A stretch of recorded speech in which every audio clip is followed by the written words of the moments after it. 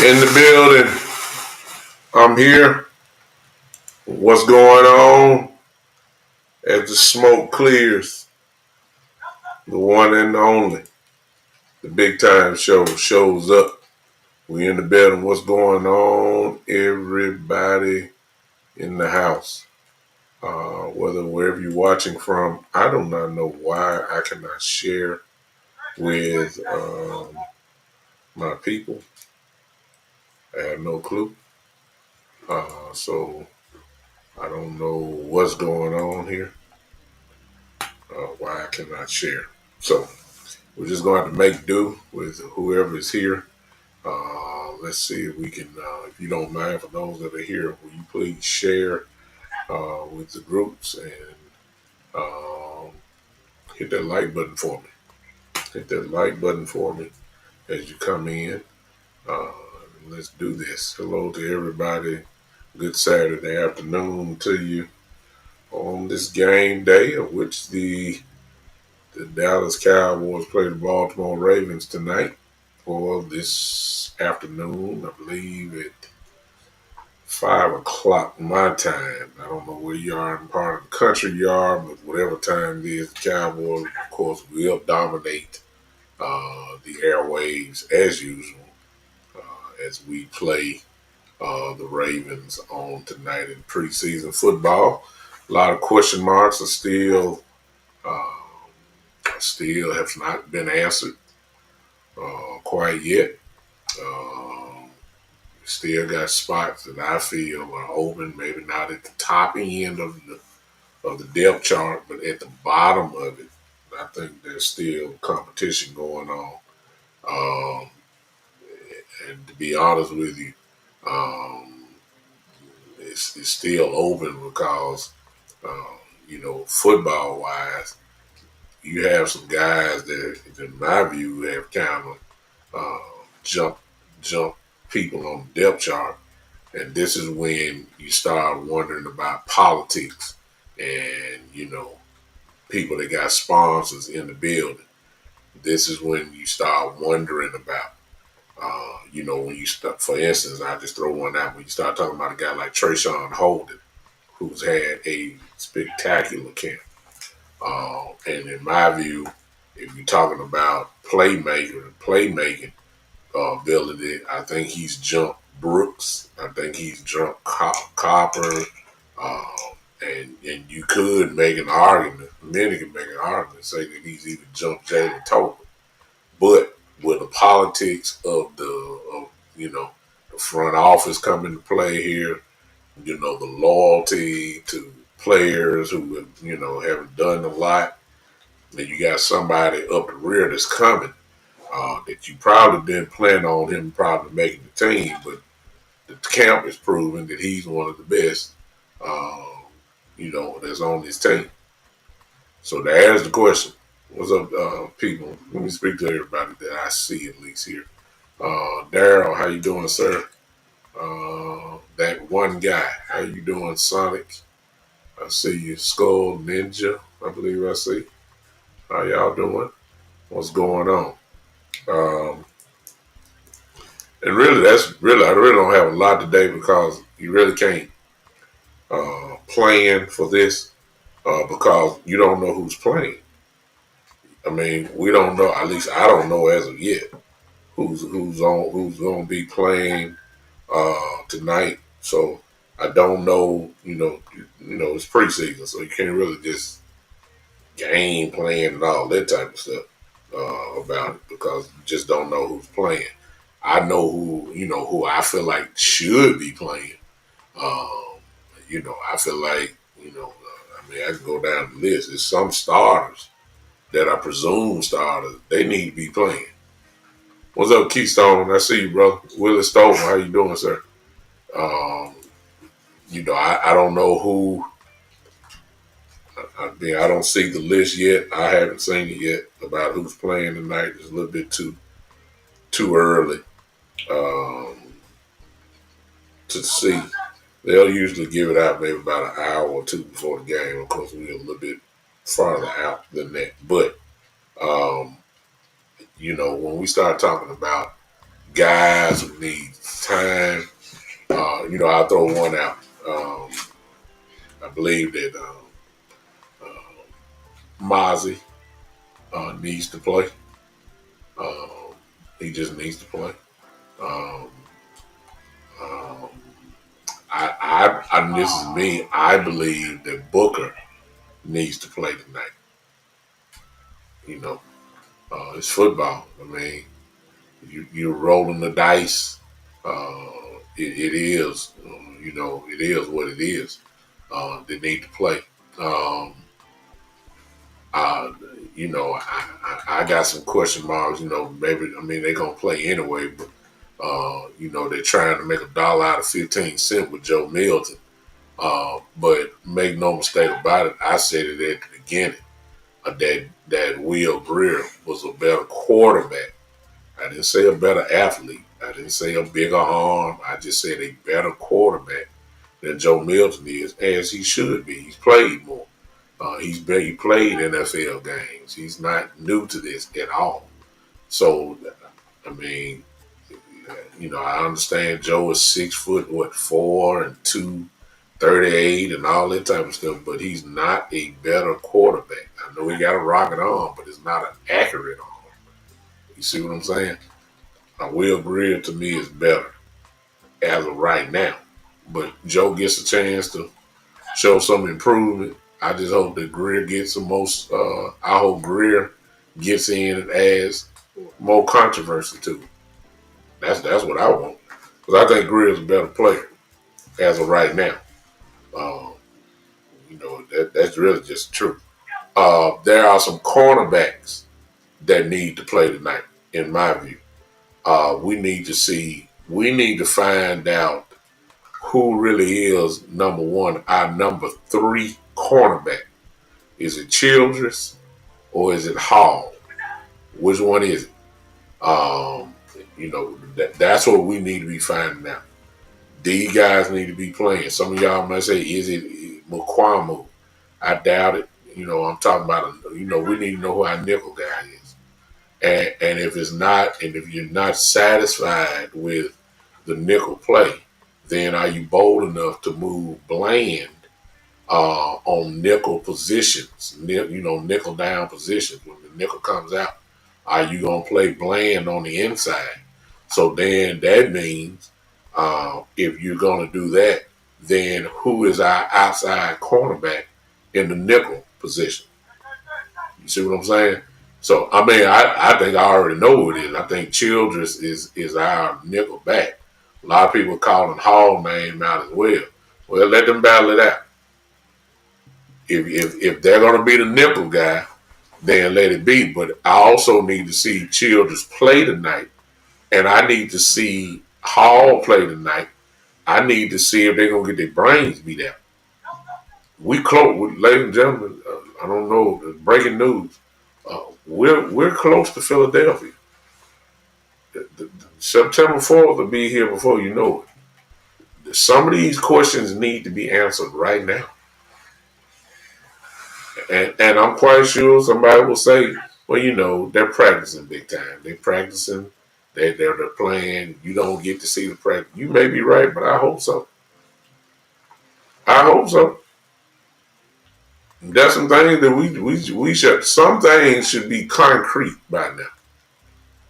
There are some things that should be concrete. And when you start talking about, I just think at this point, you know, when you start talking about our top cornerbacks, we already know those that are injured and ain't gonna be here, ain't gonna be ready to go. We already know about all that. So we playing with what's left. Okay, if we playing with what is left, then we need to know. We need to know, who's playing our quarterback position. If there's a battle, put them on the field tonight. I don't care if they're playing the fourth string Baltimore Ravens. I don't care. Put them on the field. Some questions would not be answered except by the grass. Some things would not be answered until you put it on the grass. It ain't gonna be answered in practice.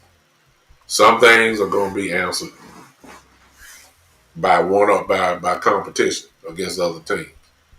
Put them out there and see if they can survive. So I got a question. Hey Joe in the building. Joe say without Parsons, we don't have a chance against the Eagles. I made up in my mind, man. Look, I let everybody else do it on their show. I'm not even gonna talk about Michael Parsons no more because they are purposely doing this. It's obvious. Hey Michelle, you gonna be at the game today? Well, Michelle, you need to be on the next show whenever I do it, so you can tell us exactly firsthand some things that we won't be seeing on TV. So I need your eyes tonight. I need you to be scouting tonight, Miss Michelle. I appreciate you. I appreciate you. What up, JV? I see you in the building. I need you. I need you on this show next, so you can tell us what we didn't see, or at least what I don't bring up. We need that. But I hope you have fun now. I've been there many times. Well, not many. Been there. Let me see, 4 times. So I know what you're feeling. I don't know if you've been there before, but it is a if it's your first time, let me tell you something. It is something to behold. I will say that I was blown away uh, by I was blown away by how big it is. Especially if you had the tour. I've had the tour of the whole building there from top all the way to bottom. It's just whoever designed this place. There you go, Michelle. There you go. Okay, well you know then. It's just a feeling that you get when you get in there, even in the parking lot of that stadium. It's just. I ain't saying it because I'm a Cowboy. I'm just saying it's just something. You can't put the word on it. It's just a great place. It really is. Jared. Now that part, Jared, look, y'all. We can talk about him as bad as we want to, but when it comes to that stadium, oh, he did that. Look, y'all, I know y'all can't stand him right now. I know. Look, I know you're bad at Stephen Jones. I know you're bad at Jerry, but when it comes to the building of that stadium and how attractive it is outside and inside, look, you got to give the credit where it is due. He did that. He did that. Now, y'all, look. You may say he's not a good owner or GM, whatever you may say, but you can't say he ain't a good builder. Oh, he built that one. Oh, ain't no doubt about that. It's a beautiful place. Hey, what's up, Terry? I got a super chat here. What's up, Terry? Let's see what you say. Terry said, Jerry making it hard to be DC for life on purpose. Exactly. That's why I'm not going to give energy. I'm not. I'm not going to give any energy to the Michael Parsons thing because it is being done on purpose. What that purpose is, I don't know. I really, at this point, don't even care. I done seen it year after year. None of it makes sense. So why am I going to talk about and try to rationalize irrational things? It'll drive me crazy. It's irrational. So I think I'm a rational type guy. So I don't want to dip into the irrational part because I can't even develop the mindset because none of it makes sense. Other than, of course, what Jerry said that turned me off completely about how the drama needs to kind of stay there, and if it's not there, he'll stir it up. Y'all heard what he said.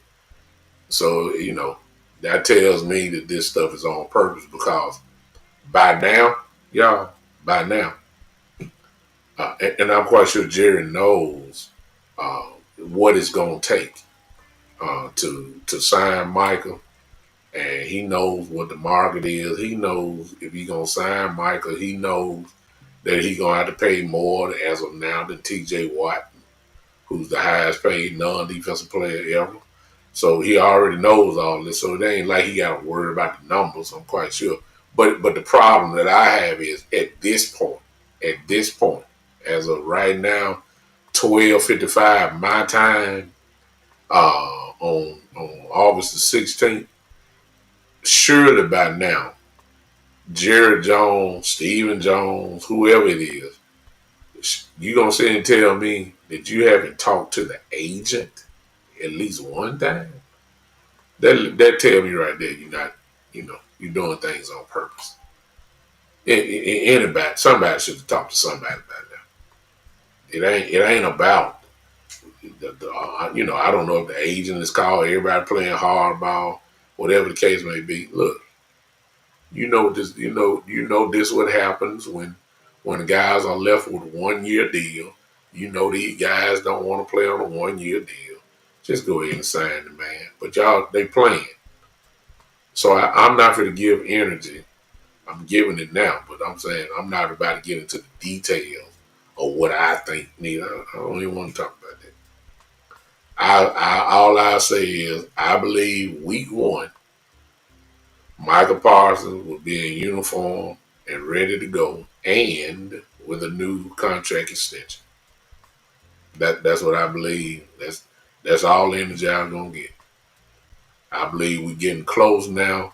Um, you know, football wise, most people would agree that maybe, Michael's in good shape, but you do need to get out there and get the pass popping and, and get a little loose and get the feel of it and all that type of stuff. I think that does need to happen. I think that needs to happen maybe a week and a half, 2 weeks before the game starts. So we getting close to that. My little deadline. I think that should happen quickly. So we ain't quite there yet, but we're getting close. I wouldn't be surprised if Jerry, in his own crazy world, I wouldn't be surprised that when the documentary comes out, I wouldn't be surprised that towards the end, that's when he gonna sign Michael.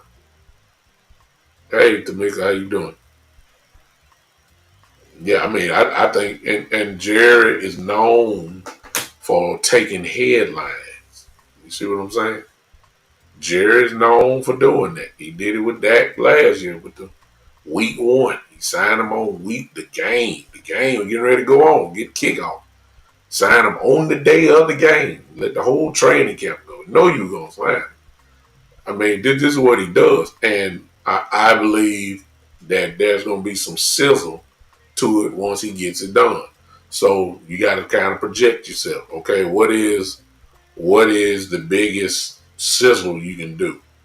Well, it's got to be before the game or the day of the game. And the whole world will be focused in on September the 4th.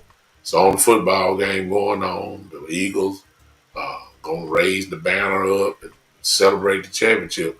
What better way than to steal some of the headlines and announce that Michael Parsons is signed on that day or the day before to take the sizzle away? Don't they sound like Jerry? They sound like Jerry to me. I wouldn't be surprised if that's the case.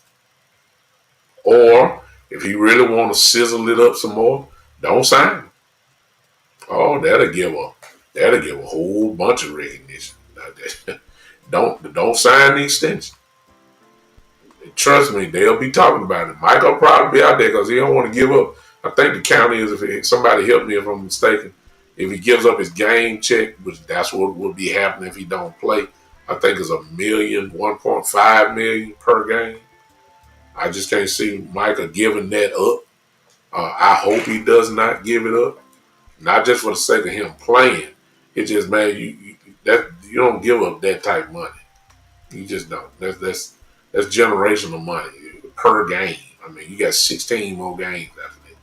No, we ain't giving up no money away. That's 1.5. That's 1.5 million. No. Whether you got your extension or not, go on, dress up and shoot. If you feel any twitch in your body, then hey, guess what? Go on, sign. Go on, get to the sideline. They gotta pay you. They gotta pay you. How bad do you want to send your point? If you feel like you pulled up a hamstring or whatever, just go on, sit down. But don't get over 1.5. Don't do that. No sir. No sir. You can't make that back up either. I don't care what contract. It's 1.5 that you left on the table. No sir. Mm-mm. Mm-mm. No, don't be no fool now. I mean, he really don't have no room. He's under contract. Everybody don't forget that he's under contract. He just wants an extension. He's under contract to play this year. So that's the advantage that they have on him. If that is the case, hey, don't give up your money. You work too hard for it. No, sir. That's my advice to him, but I ain't in his shoes. It is what it is. So, really don't want to be with you guys long. I know I'm on a little bit earlier than usual. My son has me again today.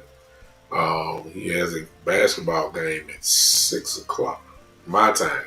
So I will not be watching the game live. I'm probably going to have to come back and watch it, the whole thing without any interruptions. I might be able to see maybe a little bit of it. So I hear you, Michelle. I know you're excited. I'm excited for you.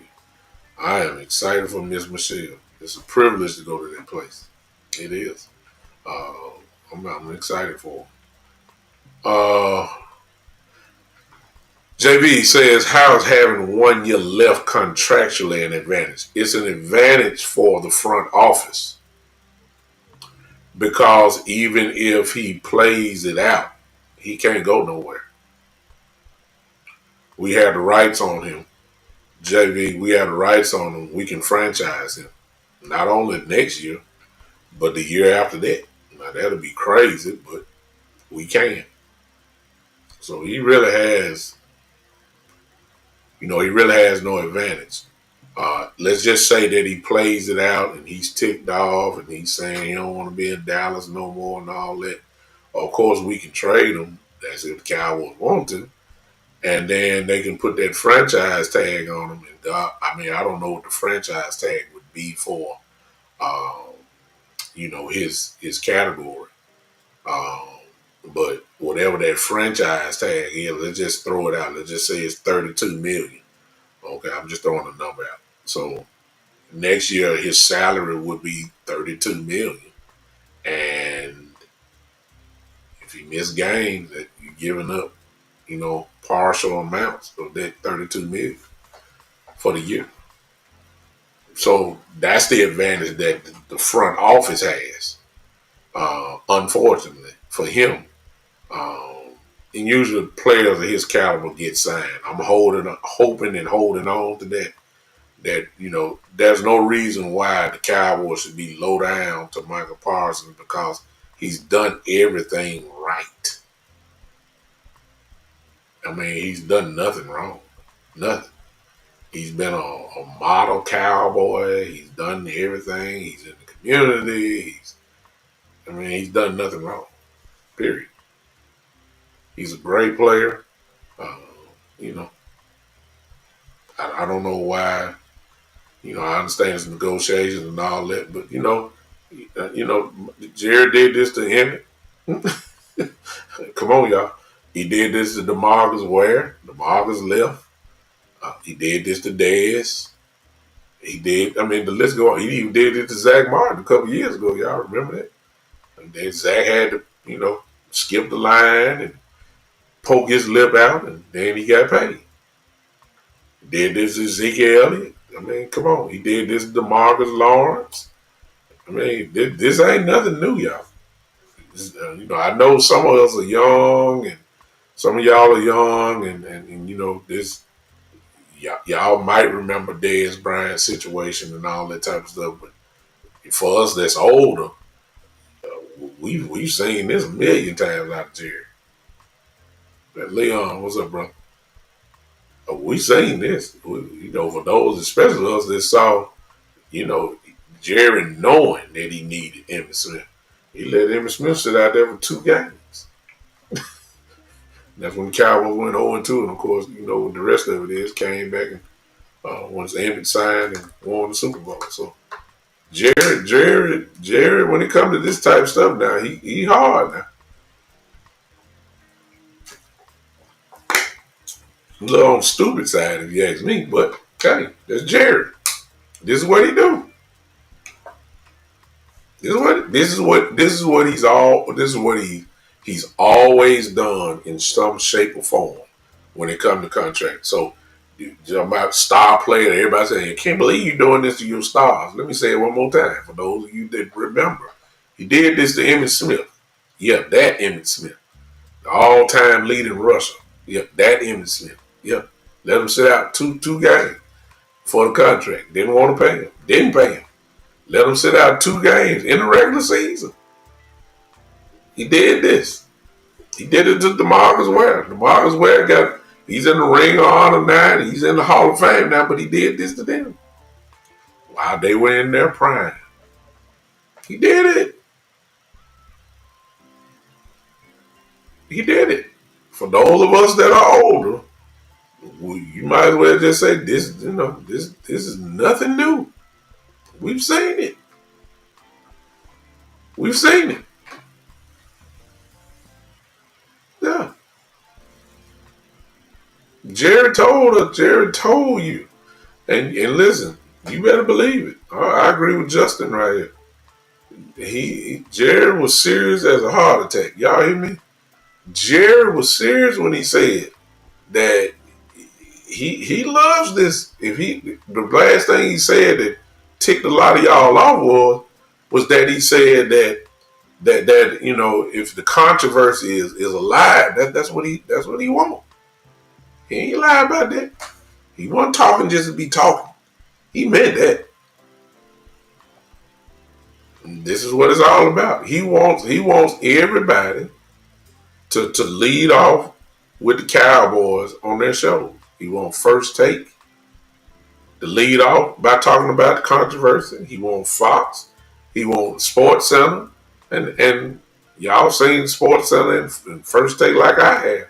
What they lead off with. You got it. Dallas Cowboys. This is what we do. So Jared is happy. He know that at any time, right now, the market is set. The market is set.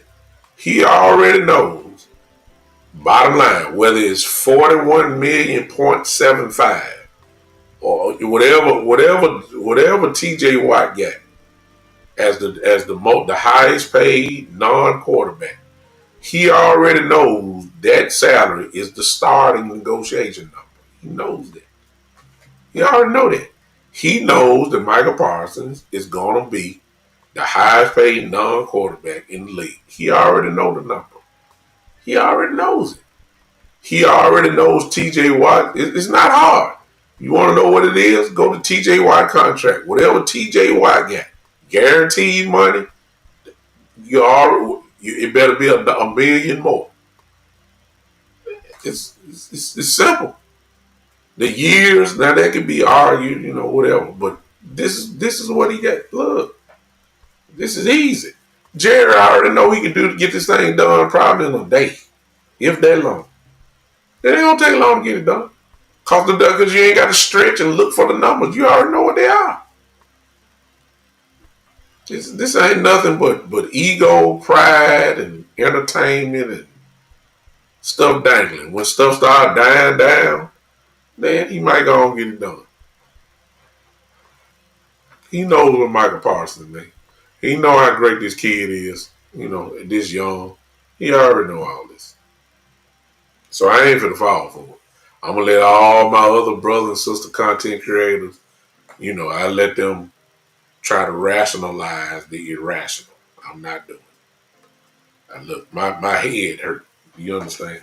My head would start hurting if I'm trying to figure this mess out. I ain't trying to figure this out. I try to keep as much peace in my head as possible. I ain't got time to be trying to figure out, like Batman trying to figure out what his riddles are. I ain't got time for all that. I just don't. No, I don't. I just, Justin said, do you think last best chance of making the Super Bowl 2014 when Dez made the catch they took back if we beat Green Bay on the road then? But that's old, Justin, but I don't know. Because remember, that was a divisional game. You remember the next week had to be in the NFC Championship game. And we had Tony Romo. And it's just something about the Cowboys' mistake. It's like you got a black cat on this organization. So if we would have beat Green Bay, that don't mean we would have won the NFC Championship game the very next week.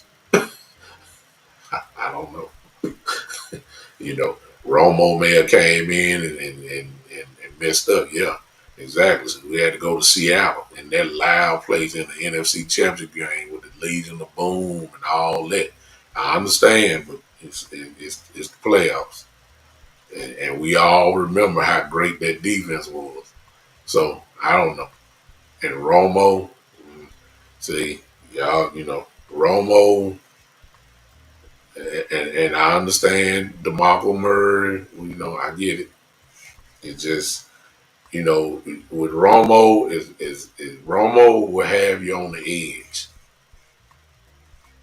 We got a black cat. I do know that.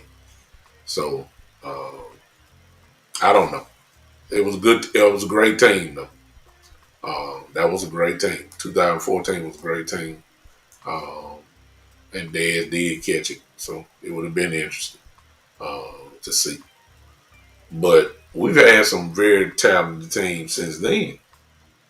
But the Black Cat showed up. I mean, was there really a difference between Romo, Witten, Dez, Murray, Terrence Williams, and then compare that to Dak, Amari Cooper, Gallup, Lamb?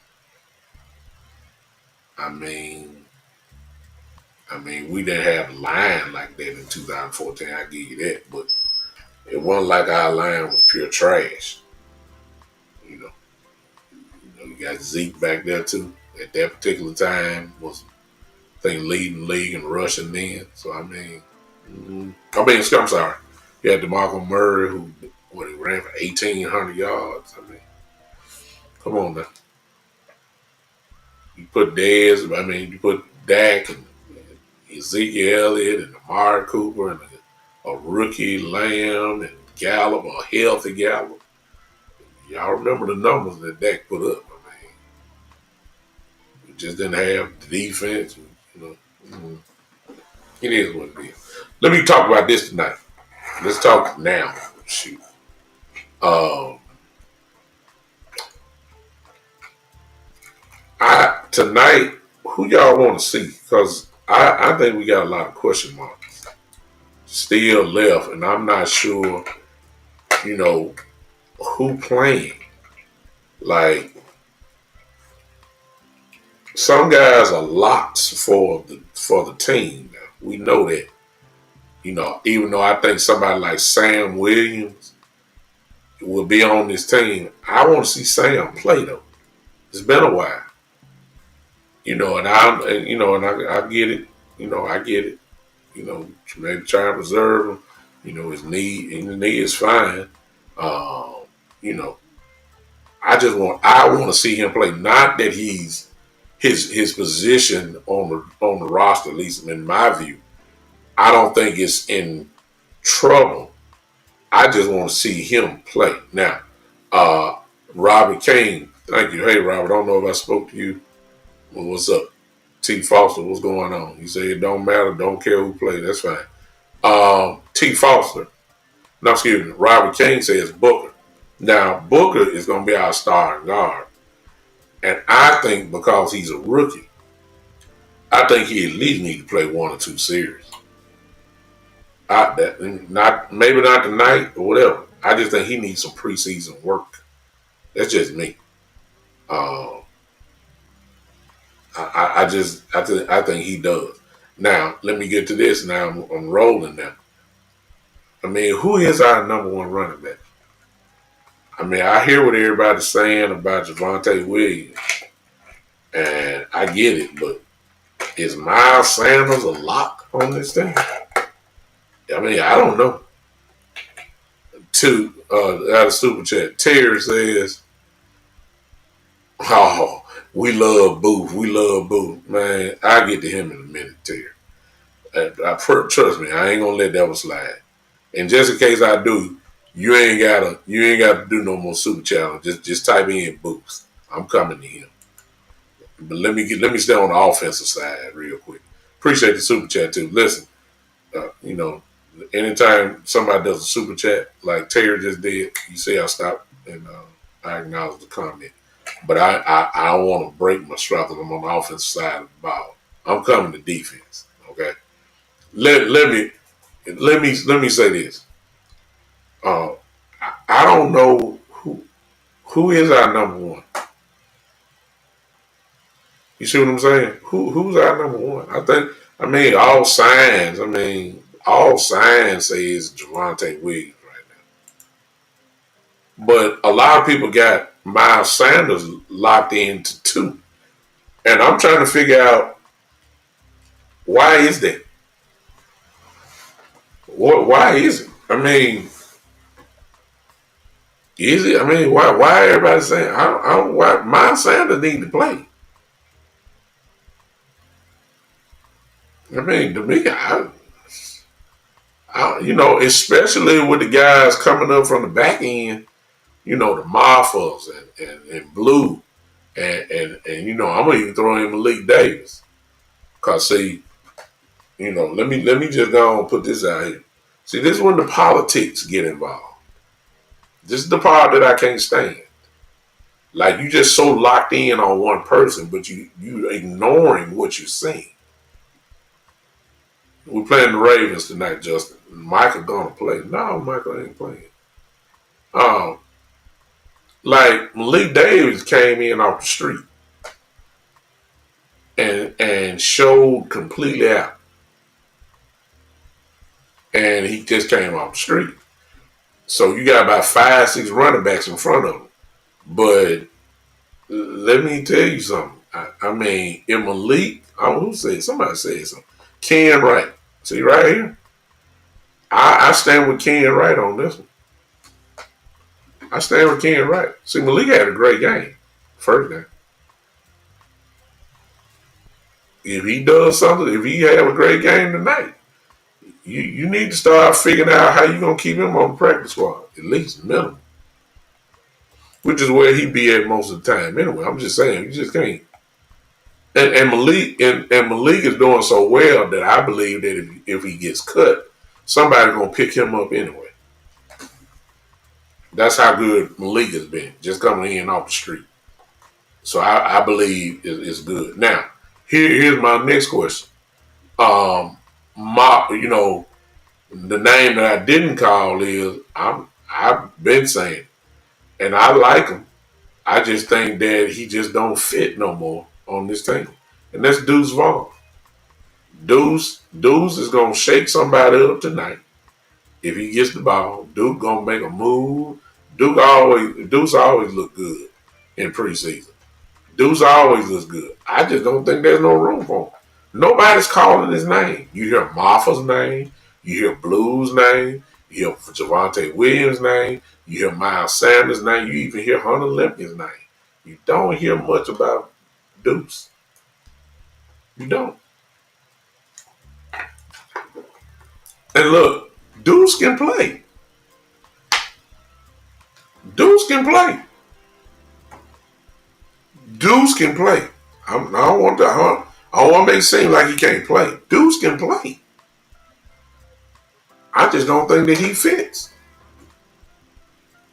I don't see where he fits other than him being maybe a backup kick return. And he can do that too. But as far as the running back room goes, listen, if you got about 5 guys' named that you call before his, I just don't see how Deuce is gonna last. No, I think Deuce is good. Deuce can play, man. It's just that you really have to find a spot for him on your team. I think obviously his height is hurting him. I think that's been the case. And the truth be told, he really does not have any sponsors in the building other than his daddy, who works there. Seriously. The sponsors are gone. And when I say sponsors, I'm talking about the coaches from last year. Those are the ones that like Deuce. Ain't nobody. Deuce is not a Schottenheimer type back. He's not. He's not. Somebody say, man, he has the speed. Well, you got Jaden Blue now. You see what I'm saying? You can't, we trying to figure out, because it's more than running. We trying to figure out, on third down when the running back has to block, you get a real big linebacker or somebody, they gonna run Deuce over. Deuce just get in the way. You can't just block. Deuce small, man. It is what it is. He's 5'6" or 5'5", whatever he is. And he's thick. He's big, but when you start talking about 6'3", 6'4" linebackers coming to full when you trying to blitz, they gonna knock dudes over. I'm just telling you. They gonna knock him over. He can get in the way. They might slow him down a little bit, but come on now. He ain't, you know. And it's hard to put him on the field. He's a playmaker. He is. Deuce is a playmaker. It's just all I'm saying is when it comes to the running back room, we ain't heard that name. See what I'm saying? So Marfa, in my view, Marfa, Blue, uh, Javante, Sanders, and if it was me, Malik Davis has to get in there. But that's just me. Uh, and I don't see, Lemke has to be on the team. He's too versatile. Can do play at, many multiple positions. I think his spot is secure. I think Lemke's spot is secure, without a doubt. So there really ain't a lot of spots open for the running back, but I'm thinking practice squad now. So some of these guys, it might be Marfa, and it might be, Malik Davis. If, Malik have another good week or whatever, these guys may very well may be your practice squad guys. I like Marfa, but I don't see him bypassing Blue. You see what I'm saying? I don't see that. Somebody gonna have to be the third running back, and Hunter Lemke counts as another one because he can line up in the back, he can line up in fullback, line up tight end. So you're gonna have four guys automatically. So the four, in my view so far, is Javante Williams, look like Sanders, Blue, and probably Marfa. No, I'm sorry, Lemke. And see, those are the four: Lemke, Blue, uh, Sanders, and Williams. So that leave out Marfa and maybe Malik Davis. Those two guys there probably would be your practice squad guys. And T say Deuce can be an assistant practice squad coach. See, I ain't gonna say that about him. Deuce can play, man. I mean, Deuce can play. It's just that it's just hard to find a spot really for him where he can consistently contribute because a lot of stuff that he does, Turpin can do. A lot of stuff that he does, CD can do. Y'all remember CD coming out the backfield last year? Them 1-2 plays or something? CD can do that. So, you got it. We an on spot that I can see, that I can see that, that might make sense is being a kick return. I can see that.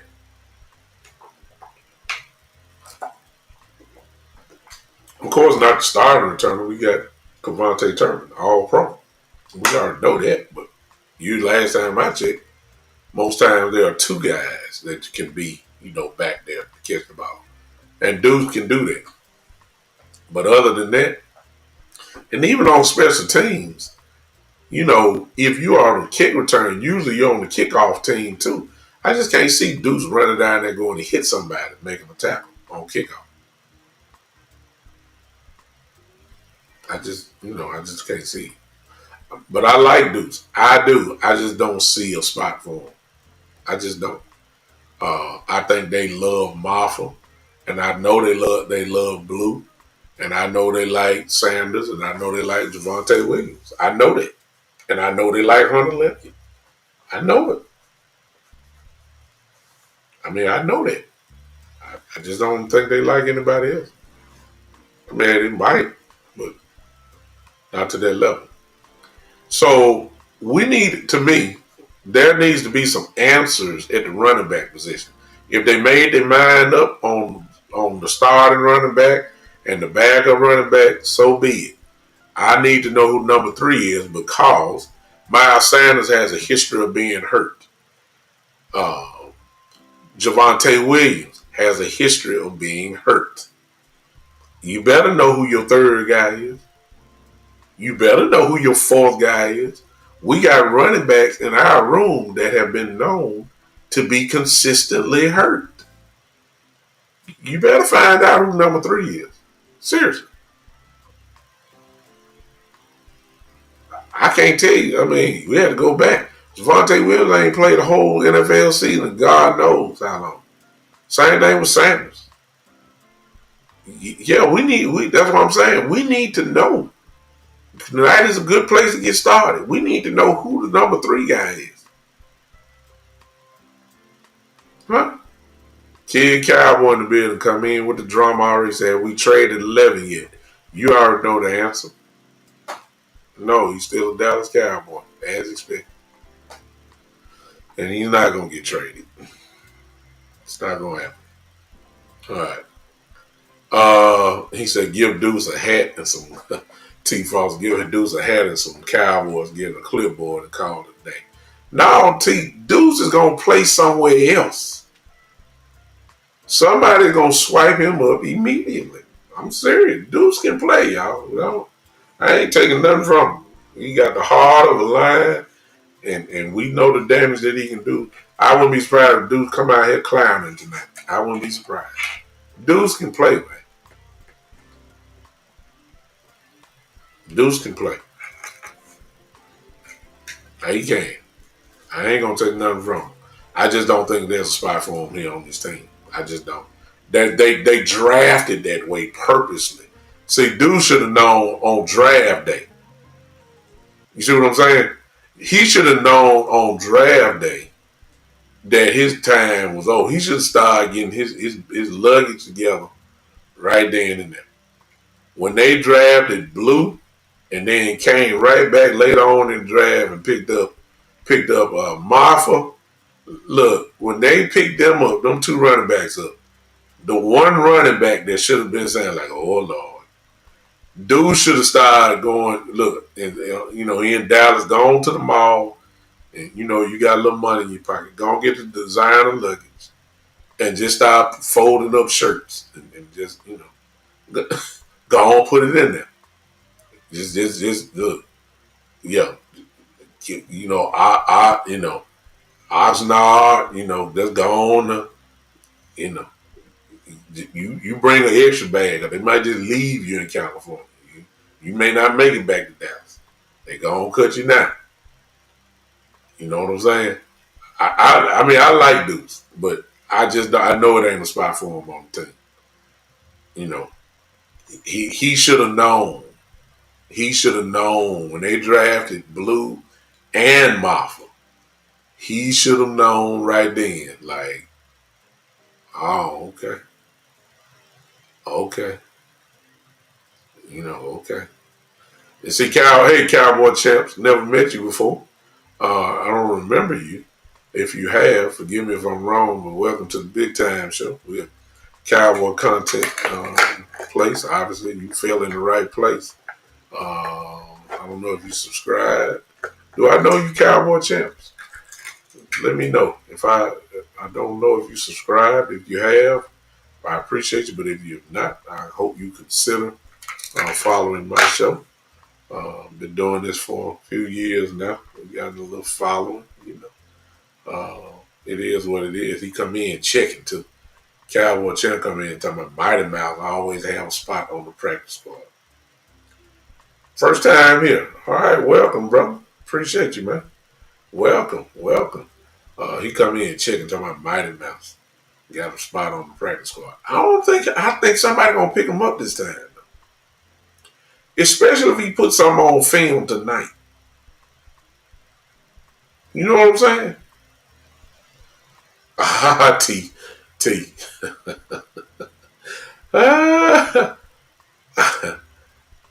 Okay.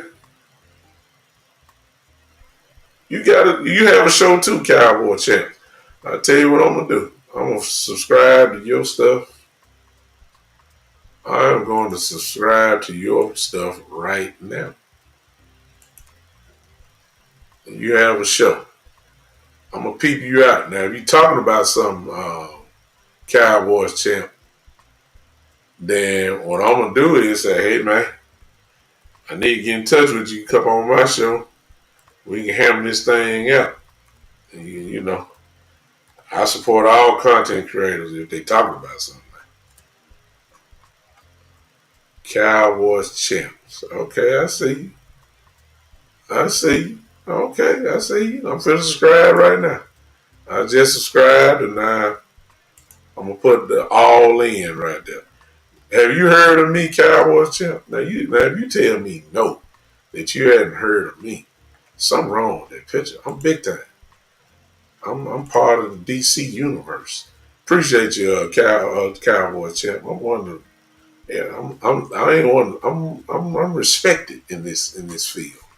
So a lot of people know who I am, seen me. Yeah, I'm glad. If you ain't seen me, then I got a problem with it. And many shows I've been on with some of the top guys in the thing. Somebody you supposed to know me, Cowboy champ. Oh man, I'm just kidding. No, you don't. No, you don't. You follow who you follow. I'm just kidding. I'm just kidding. We know each other now because I just subscribed to your show. You should have a notification there. I'm gonna peep you out, brother. I'm gonna peep you out, see what's going on with you. All right, let's get back to it. Now, we did offense. Let's go to defense. Y'all say hello to the new family member, Cowboys champs in here too. Y'all know how we are. We welcome everybody in. All right. Who needs to play? Appreciate you, Cowboys champ. Um, let's go to defense on who I think or who you think needs to play tonight. Um, I'm gonna be honest with you. I need to see.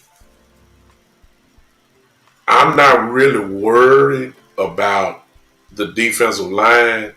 I already know y'all gonna talk about defensive tackles. We already know we ain't hitting on nothing there because we ain't doing nothing. We ain't tried to do nothing. So don't expect. You know what I'm saying? Don't expect a lot tonight. Um, I think the rookie from UCLA needs to be played tonight because see, Cowboy fans pumped him up tremendously, like he was incredible, and Jay Toy ain't worth a dime. Well, let me take it back. His play does not reach the expectations of what a lot of people thought he was going to be. So let me just say it like that.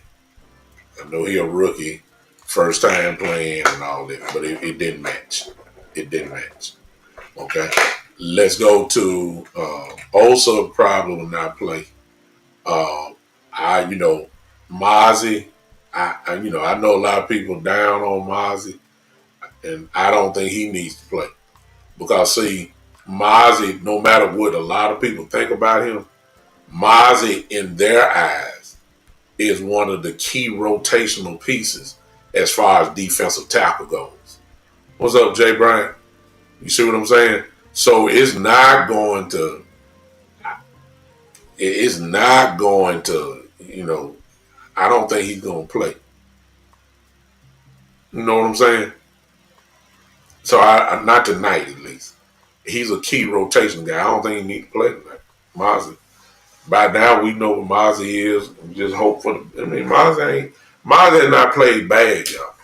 He's not. He has. When you look at the film, he's not. He's not as bad as everybody saying he is. It's just that a lot of people got when you say first round pick, and you got these expectations like he's gonna be a difference maker. Well, he's not that. He's a plugger. He's not a playmaker. He's not. He just clogs up spots. He can do that. He's strong as an ox. Um, it is exactly. Just in their eyes, but in our eyes, and Cowboy Chevy, right? In their eyes, this guy's a major rotational piece as far as defensive tackles go. So, since he's that, I think they need to put him in the same category with Olsen. I don't think Olsen's playing tonight. He shouldn't play. That's the way I feel. He shouldn't play. Not tonight, at least. We got to make sure some folks stay healthy. I mean, I know it's football and you risk it. Let me get to that. Linebackers. I'm gonna tell you who I don't want to see play tonight.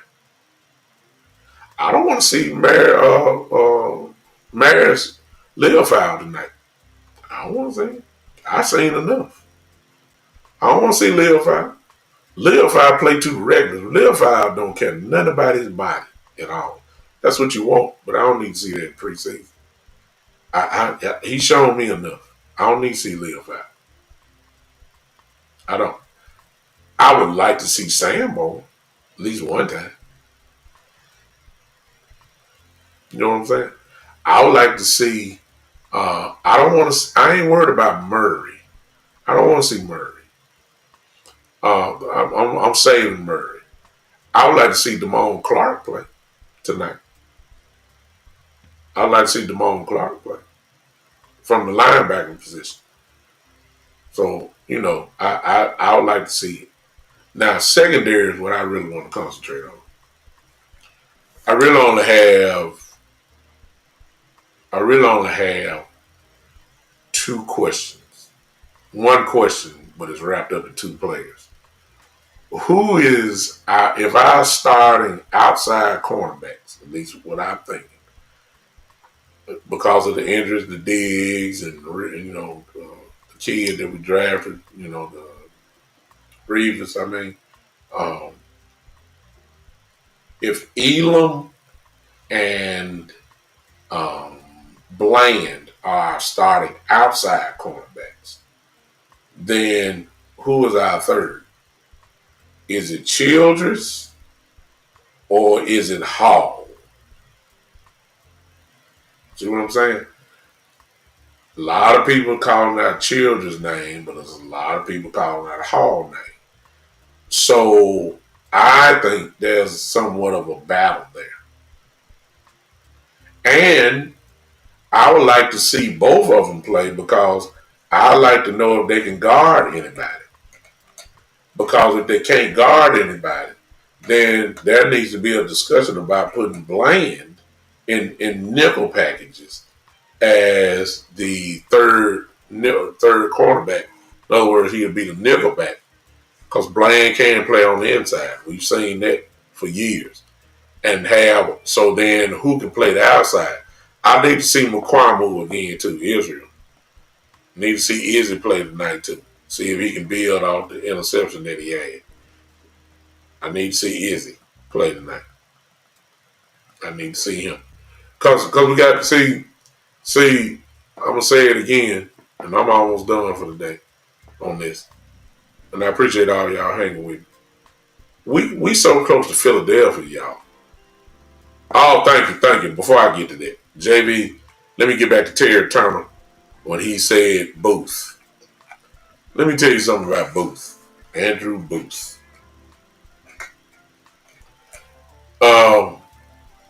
They should have, when the game was over in Los Angeles against the Rams, when Booth walked back there with his uniform on and had his pads on, they should have locked the door and shouldn't even let him inside the locker room. They should have had somebody from the organization, 2 or 3 people, because he was going to get mad, and just say, hey, Booth, we appreciate your time. Here's your check. Don't give him his money. Give him his money now. Give him his money. Say, we appreciate your time and efforts, but you can't even get on the airplane. Matter of fact, we don't even want you in the shower with our guys. No. Don't look. We have a car for you. We have a car for you, and we'll escort you to wherever you are, and don't you can keep the jersey as a memoir saying that you played for the Dallas Cowboys. We don't keep it. We don't keep that jersey. We go buy some more pads. We keep the shoulder pads. Keep all of it. Just don't come into the locker room. That's what they should have done. Booth is just. I mean, we saw it last year, but all the film this year, the way Devontae Adams did him in practice, making the man fall like he doing breakdancing. You know what I'm saying? It just horrible. I mean, getting shook up, can't make a play, nowhere near to make a play. Always get to see the back of his jersey with his name because the receiver done got by him. I ain't seen Booth made a play, period. Just send him on. And if he's there tonight, look, there's no way that Booth is supposed to make this team. No way.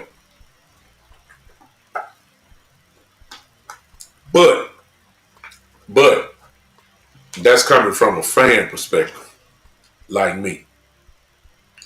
Now let's jump into the Dallas Cowboys shoes and let's look at it how they're looking at it. Diggs is hurt. Revels is hurt. McQuamu is inexperienced. I ain't gonna say inexperienced, but really ain't played in a while. Bland, good. Elam, good enough. Childress and Hall, really don't know too much about them. Uh, uh, I don't know. And I'm saying this, y'all, from the Dallas Cowboys perspective.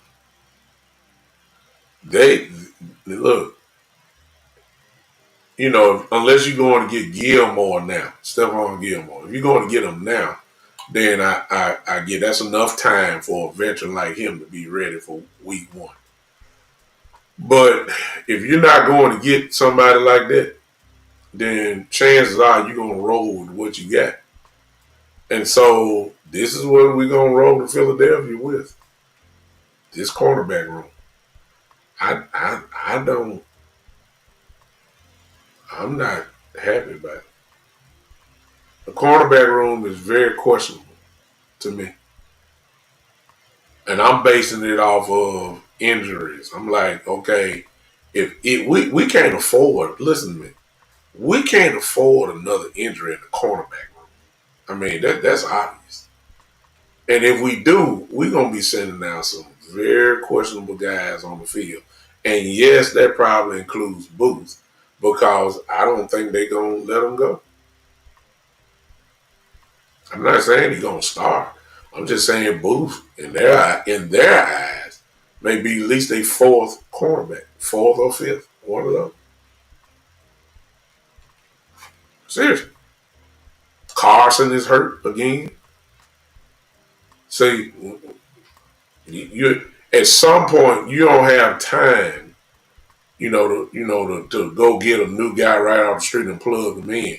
Some of these guys need to get ready. A veteran like Gilmore, who's played in so many different type of defenses, it's like riding a bicycle to him. He can come in and go to work. But you can't, you can't just bring in anybody. There's a scheme that has to be learned. There's checks, there's calls that you must know on the field. And you get out there and you don't know the proper call, you're going to get some of these wide open touchdowns because it's going to be miscommunication in the secondary. Y'all know how somebody get wide open and I mean, nobody's in the picture with them. That's because the person didn't know what they're supposed to be. That's what happens.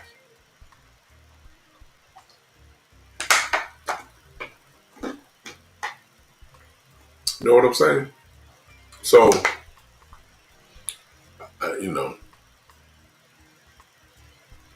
I just need to see the cornerbacks tonight. That's what I'm looking at. Out of all the positions that's on the field tonight, offense and defense, my eyes tonight will be, or whenever I watch it, my eyes will be on the cornerbacks tonight. And that's if Baltimore throw it. I mean, they ain't playing nobody tonight. I mean, Cooper Rush playing tonight. So Cooper Rush gonna try to kill us tonight. Listen, Cooper Rush is gonna try to kill us tonight. Oh, there's no doubt about that. Cooper Rush, this will be the Super Bowl for Cooper Rush tonight. So I'm expecting him to have a humongous game tonight because he's gonna throw it. If this may be one of these times where Baltimore said, "Look, we wide open tonight. Won't be no running tonight. We're gonna let Cooper Rush line up in this shotgun or this pistol, and we're gonna let him rip it. He going against his old team. You know there's some feelings in there. So it is what it is.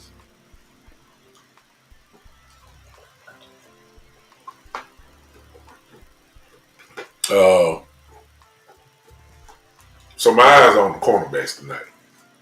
I think that there's an open competition for the third cornerback. Translation, the nickelback. I think there's a fight there that I don't think that has been won yet. I think there is a real fight there, and I think the grass is going to answer that question. So I'm looking forward to it tonight as far as that goes, cornerback position. Um, I ain't really worried about the offense at all. I mean, if we do good tonight, fine, so be it. They did good last preseason game. They had a rough start, you know, but then once they settled in, we moved about running and passing. So I'm not really worried about that. Uh, what's this? Oh Lord, I should have known. Whenever Kid Cowboy come in, you already know he looks for any opportunity, any small hole to try to downplay Dak Prescott. That's his whole goal in these checks. He loves to any mention, and if it's not there, he gonna try to change the narrative to talk about Dak Prescott. And in his comment, I give him a little attention. He said, "You need to worry about what number 4 is going to do with no preseason." Newsflash: Dak Prescott ain't played preseason in so long. It's been seasons that he did not play preseason. And he's had some pretty good years without playing in the preseason. That Kid Cowboy is just the truth. The stats say that. So what he gonna do? He gonna have a good year. That's what he gonna do. That's what he always has done. That's what he's gonna do. I don't need to pull it up. You pull up the stats and educate yourself about it. And keep in mind, probably about the last 3 to 4 preseasons, maybe more than that, he did not play in the preseason. He didn't. He never played in the preseason with McCarthy. So how many years is that? That's at least 3. So that's nothing new. So what he gonna do? He gonna line up against Philadelphia, and depending on what we look like, I'll be able to tell you exactly what's gonna happen. That gonna be just fine, as always.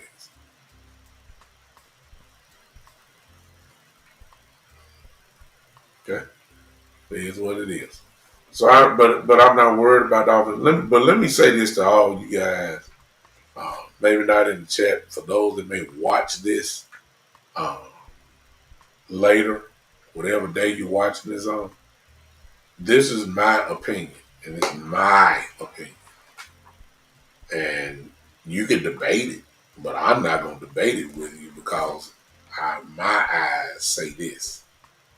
See, this is reminding me of last year when everybody and Kid Cowboy when he jumped on Trey Lance's trail and acted like he was better than Dak Prescott. And I said last year, I don't know why everybody's jumping on. Um, why is everybody jumping on this dude's tracks when Cooper Rush is better than Trey Lance. I didn't understand why. I didn't. I didn't understand it, and I never got it. I don't know why people did that, and it just killed your expectations because we all know Rush was better. Well, you found out, of course, that Rush was better than Lance was, and I'm saying the same thing this year. I don't care nothing about Joe Milton being 6'4" and 238 and a rocket arm. And, I don't care nothing about that. To me, my eyes tell me that Will Greer is better than Joe Milton. So I don't care nothing about Joe Milton. I think he's the third best quarterback on this team. I'm serious. Will Greer is nowhere near athletic. He can't throw it as far. But watch this. You don't joke and throw it far, but you don't know where he's throwing. He's inaccurate. Kid Cowboy, hush. You said, you might forget Trey Lance. You said Trey Lance was better than Dak Prescott. So stop it. So we already know you said he's better than Cooper Rush. Stop it. They had a whole preseason. Everybody expected Trey Lance last year to take over the number 2 spot. It did not happen. And the reason why it did not happen was because Cooper Rush was better than Trey Lance. It's okay to say it now, Kid Cowboy. He's in San Diego now. It's a reason why he's in San Diego, too, I may add. Just stop it. That flag is gone. Trey Lance made you look bad because he was not better than Cooper Rush. Just stop it. Joe Milton is probably the best athletic quarterback in the room, without a doubt. But you don't know where he's throwing because he ain't played a lot of football. He's just like Trey Lance. Joe Milton has not played a lot of football, y'all. He has not. Not pro football. He ain't played. That's why they saying, let's try to develop and all that type of stuff. They want to make him number 2. But Will Greer is better to me. Will Greer is better. He ain't got the arm like Milton, but Milton don't have the accuracy like Will Greer. And I'm not saying Will Greer is the most accurate quarterback, but what I am saying is Greer is more accurate than Joe Milton. There's no doubt about that. So while everybody trying to lock in Milton as number 2, and he very well may be, according to their eyes, but I'm quite sure I ain't the only one that's seeing this. I don't know. So, I believe both of them are playing tonight. We'll see. We'll see.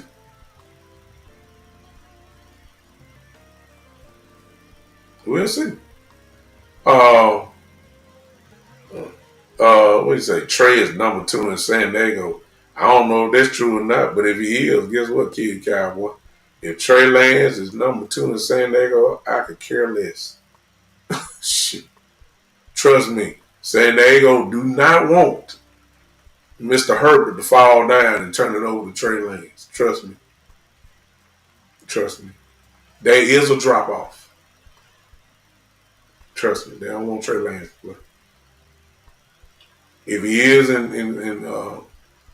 what's San Diego now? San Diego is LA. I'm sorry. San Diego is LA, the Los Angeles Chargers. For us older people, we know them as San Diego Chargers. They Los Angeles. Listen, I can care less where he is.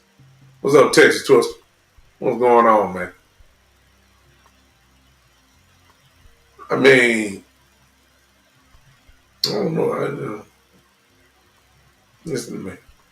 Trey Lance is still a project. Let me say that.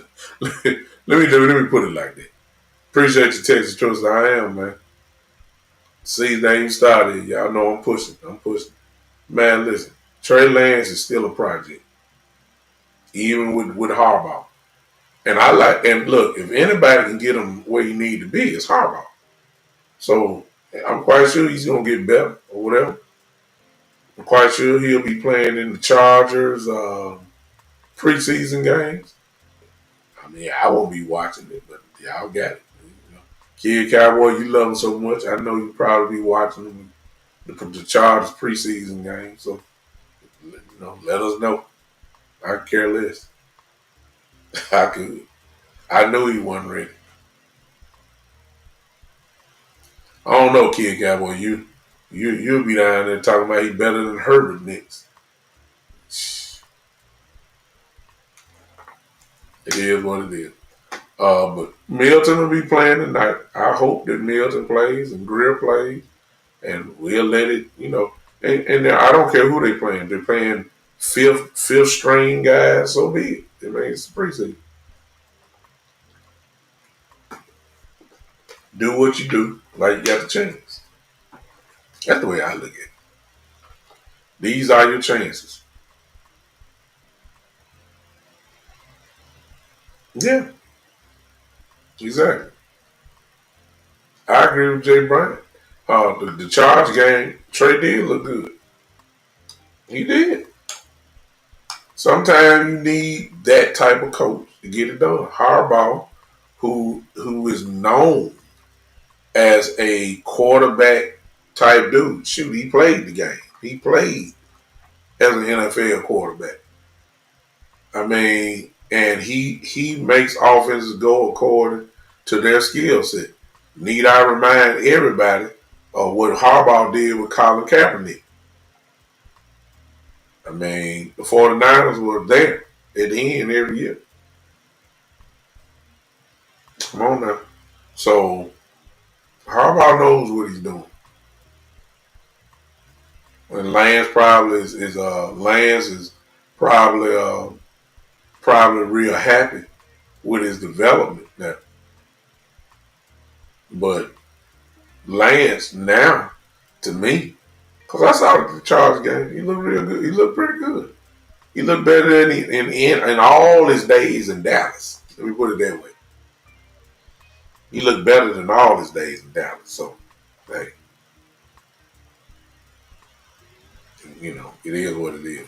And Milton reminds me so much of Trey, like amazing raw talent, but it's raw. It's just raw, and he needs work. He ain't ready to be number two quarterback. We agree he is. Though. Now, I'm standing on it. I think Will Greer is a better quarterback than Joe Milton.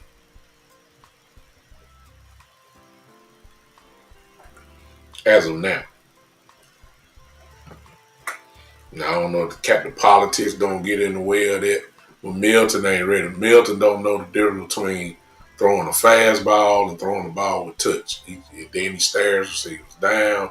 The balls are inaccurate. I mean, he can run though. I mean, we'll agree about it. But we'll see. We'll see. All right, ladies and gentlemen. Uh, as I said before, I had to come on a little bit earlier than my usual time because in a couple of hours, my son has his basketball game. We're playing AAU ball is all year round, seems like. So I got to be somewhere at 6. I am going to miss part of the game tonight. I'm going to try to record it. Oh, boy. Cowboys champ. Boy, my brother done subscribed to my show and he's swinging haymakers. Oh, very interesting. He said for not hiring a good head coach.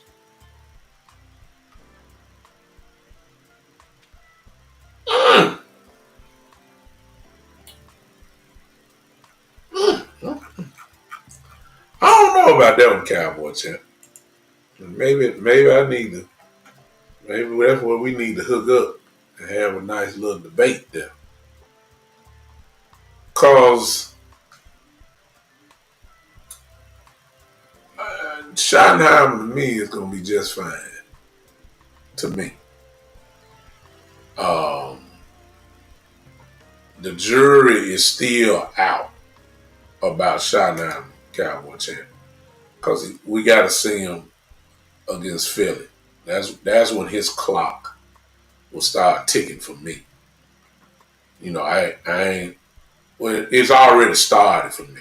Okay, um, because he had to develop a system and a culture here, and I think he's done an excellent job at that. His problem is what's been the problem for all the other coaches before him, and that is when Jerry sneaks in and messes everything up, like he's done now. Prior to the Michael Parsons drama, we couldn't find nothing wrong with this organization. We really couldn't. We loved the energy. We loved we were optimistic. We were, we were really into it. Like, hey, he's a leader of men and all that. And then Jerry come with all the Michael Parsons drama and has put a cloud over it and has erased what's been built. I believe Jerry had something to do with last week's preseason game too. I don't think Schottenheimer. I don't think Schottenheimer is the all be all when it comes to who plays and who don't play. I refuse to believe that. I believe Jerry had something to do with that too. I do. He's general manager. That's part of the job. I mean, he like he's wrong for doing it. I just believe that it's kind of hard. Ryan Schottenheimer has a press conference, had everybody excited, and whether Jerry knows or not, he undercuts him sometimes slightly in his responses of his press conference, and that's hard for a head coach. But we'll judge, at least I will. I will judge Brian Schottenheimer on the field. I'm going to wait until September the 4th. And I mix that into what he's done now. And then I make my judgment on whether he's a good head coach or not. Well, he turned some jobs down, though, Cowboy champ. Remember that. And it's actually 25 years. It's just 25 years. It's 25 years that he's been an assistant. So there are teams that want him. He turned it down. So I'm going to wait until my love affair with him will start on, except, how he looks against the Eagles. That's when I start, everything won't be in honeymoon stage no more. We'll start critiquing him, like we critiqued everybody else, you know. You say, well, will the idiot GM give him a chance? History says no. Some type of way he gonna mess it up. That's it. I don't know, Cowboy champs. I doubt it. I doubt it.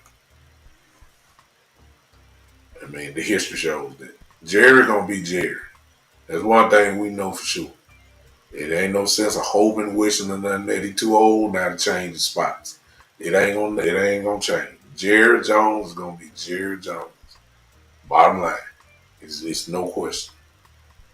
I'm not even looking for it to change. I'm bypassing all that. We're gonna have to win in spite of him. He can talk, say all the wrong things. The players, I said this the other day. And just in case y'all missed it, y'all need to go back. If you're on Facebook, you can look at YouTube, you can go back and look at it. If you're on Twitter right now, you can go back and look at it. Go find my last show. I think I did it on Tuesday morning. Listen, I say it and I'll close with this. Um, listen, when you have Jerry being Jerry, that's not gonna change. When you have Steven being Steven, that's not gonna change. Hey, it is what it is. Jerry ain't gonna shut his mouth. Jerry gonna any microphone. He already told you what it's all about. That's not gonna change. So then you go down to the next level. You can't go down to the next level because it started at ownership. Then the next step is GM. Well, the GM and owner are the same person. So might as well skip that line. So next is the coach.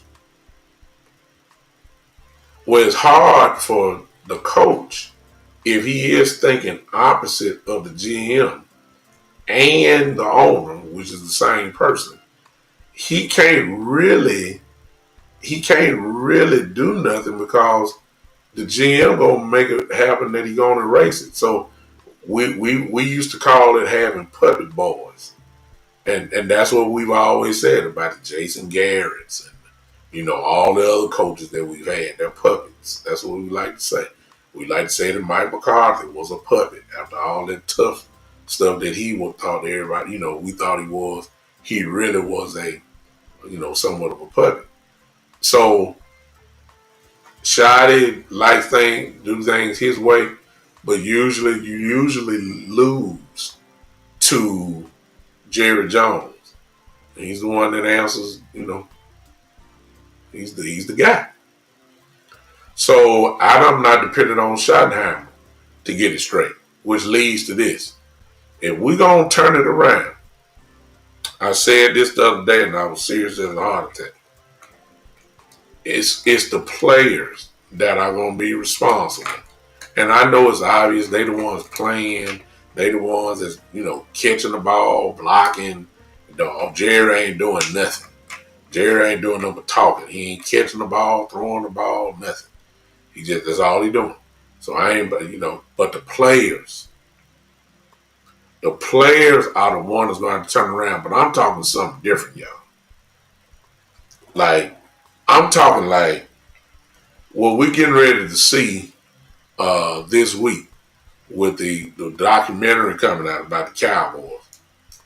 You're going to see, and for some of us, be reminded of how powerful Michael Irvin was.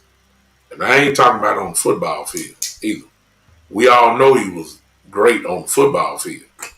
But as a locker room presence, a guy that galvanized this team, the guy that everybody followed, the guy that was the spokesperson for this team. It was not Troy. It was not Emmett. It was not Charles Haley. It was not Nate Newton. It wasn't Eric Williams. It wasn't Jay Novacek. You see what I'm saying? It was not Moose. It was Michael Irvin. And Jimmy Johnson did not draft Mike Irvin. Tom Landry did. Michael Irvin leadership, to me, I saw it, was on the level of the way that Ray Lewis was in Baltimore. See, when you got those type of leaders in your locker room, where they essentially can impose their will on their team, that's when you got something. See, we done redefine leadership.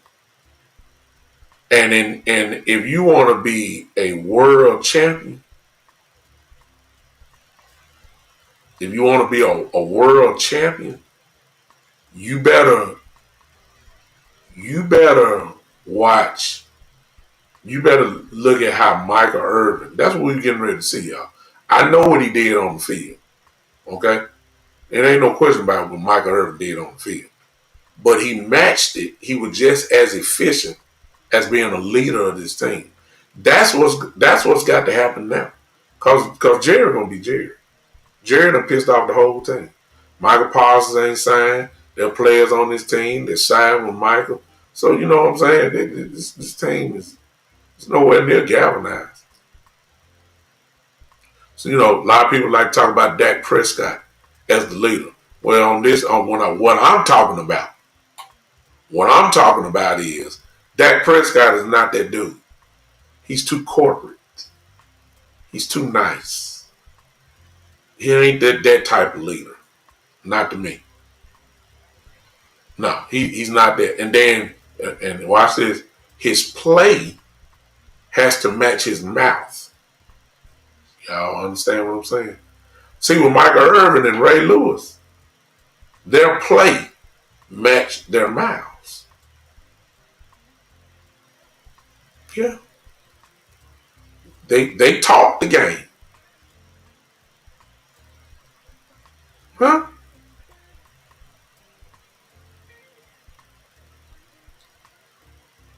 What is this? What is this note here? I don't know. But anyway, whoever that Curtis, whatever. Oh, okay. Okay, as you're in game value. Curtis, what group is that in? So I know, because I'm sorry if I'm in so many groups, Cowboy groups, so I just put it there. Curtis, let me know, because I don't know the rules of whatever group that you're in. Okay? Um, if you still hear Curtis, type in the group name so I know not to send it there anymore. That's simple. My apologies. Okay. Um, now Cowboys champs. Dez was like that, but Dez didn't lead us nowhere. See, the type of thing that I'm talking about, I said, when I said Michael Irvin, Ray Lewis, see, Dez leadership wasn't like that. Michael Irvin had the whole team in his hand. He had the city of Dallas in his hand. Ray Lewis, I mean, good Lord. Now, if you're old enough, you know. Ray Lewis had the whole city of Baltimore in his hand. We already know he had a team like that. Dez didn't have it like that. Dez was a leader, but he wasn't on this level. This type of level I'm talking about. See, Ray Lewis said in his last year, y'all remember if you're old enough, he's told the team before the playoffs started, this is my last ride. You're right, Cowboy. So he was passionate. Now that part I agree with you. Ray Lewis told the team, this is my last ride. I gotta win the Super Bowl. Shh. You talking about the motivation. Oh my God. They won the Super Bowl. Bottom line.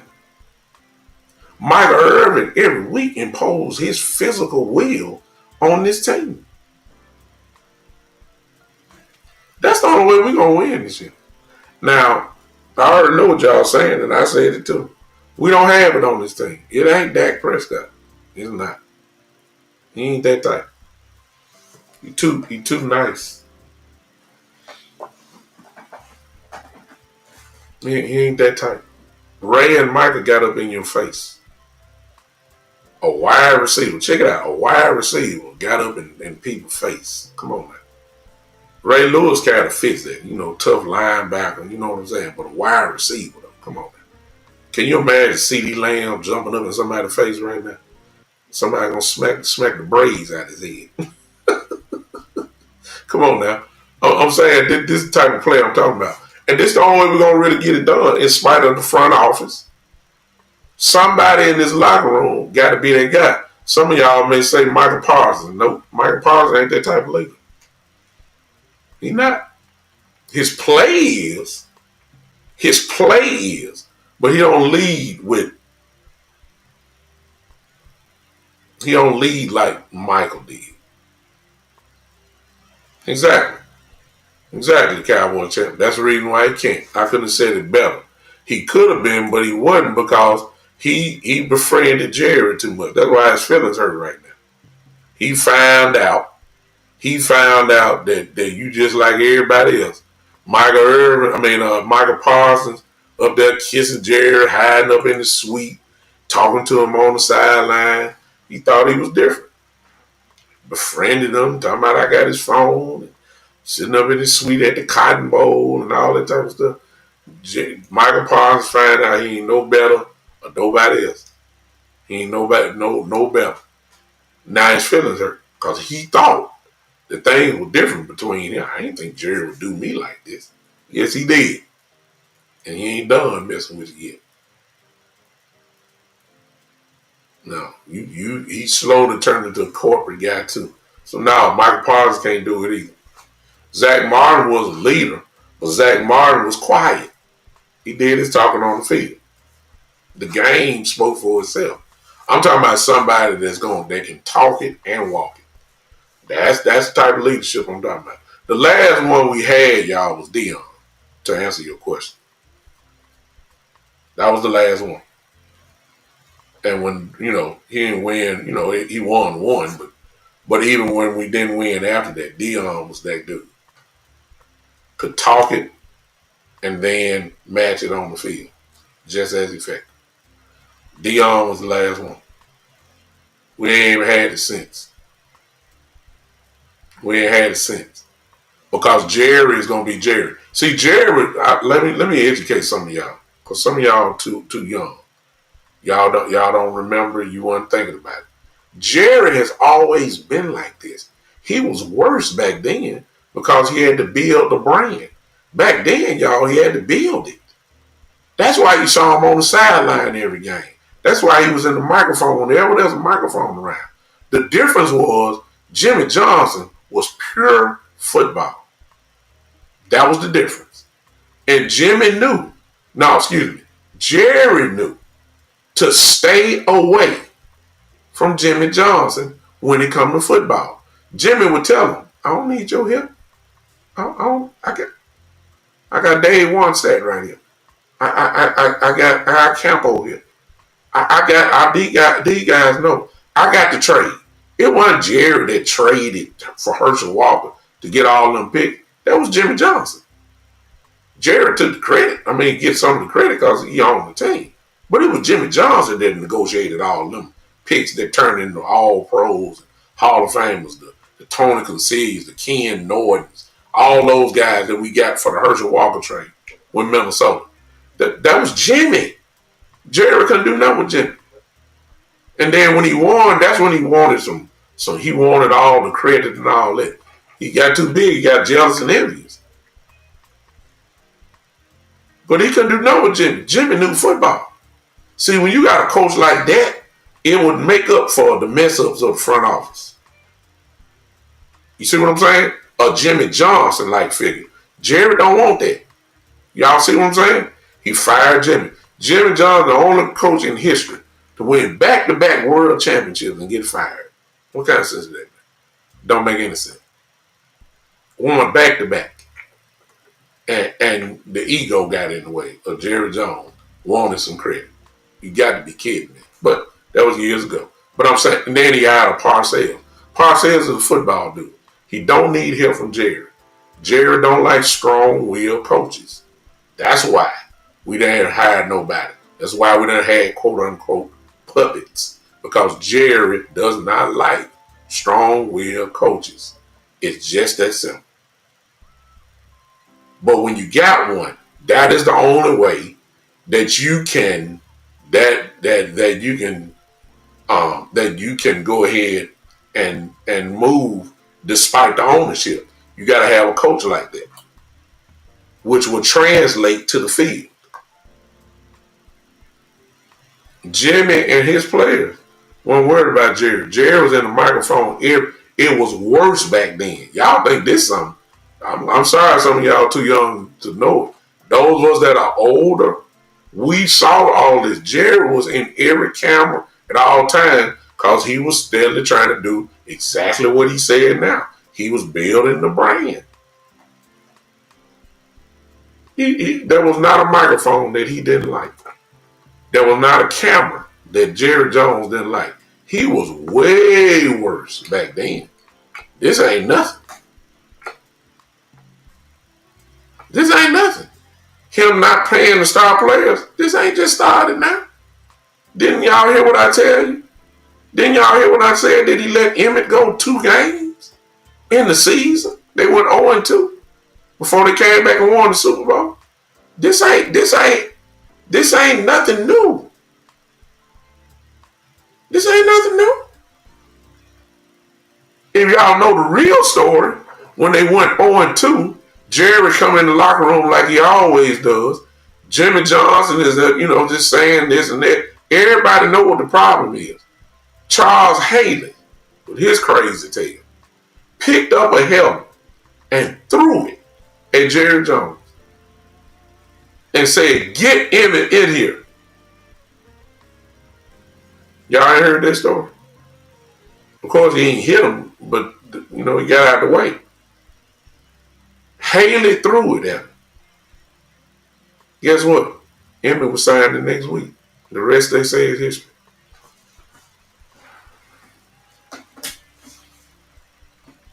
I'm just saying. You weren't going to do nothing to Charles Haley. What you going to do, trade him? Are you crazy?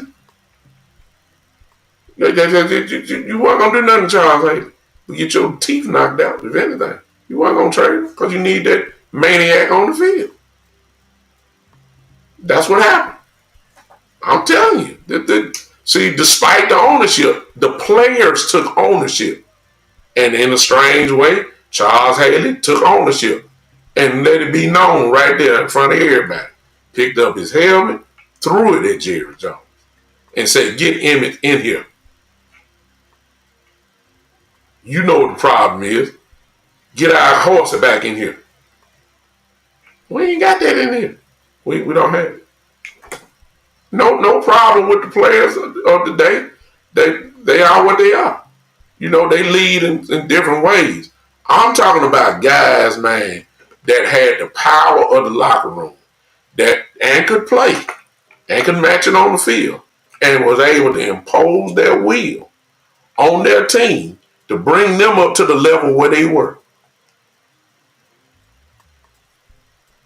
And Lord knows, if you go back to the stories, it was Michael Irvin who stayed in Eric Williams' face. Now, if y'all don't know about Eric Williams, y'all know how crazy Eric Williams was. It was Michael Irvin that was pumping him up. I'm just telling y'all. Hey. Emmett didn't have to say nothing. All he had to do was find the hole, run through it. Emmett was emotional too. Emmett had the will of a killer. Emmett had it too. But he wasn't like Michael Irvin. You see what I'm saying? He was great, but he was not like Michael Irvin. Michael Irvin was just, and you gonna see it in the thing, in the documentary. Michael Irvin was different, man. I hadn't seen nobody like him until Ray Lewis came. Ray Lewis was just like that. Ray Lewis was like this.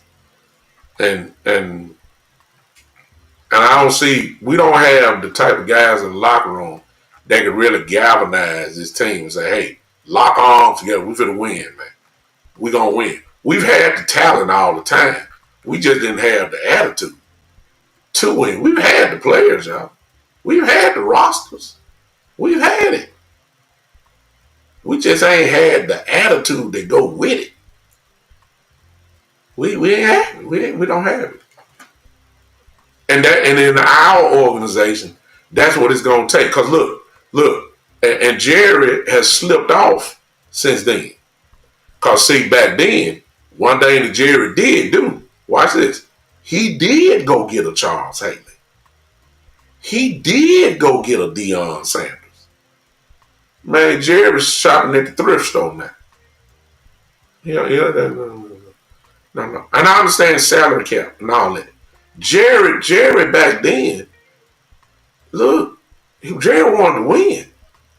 He went out and got Charles Haley, took him from the 49ers. He went and took Deion from the 49ers. Now, man, Jerry is shopping at Toys R Us for the free agents. Bottom of the barrel. So you gotta figure out a way to win in spite of your owner or general manager not helping you. Derrick Henry was in Dallas, got a house in Dallas.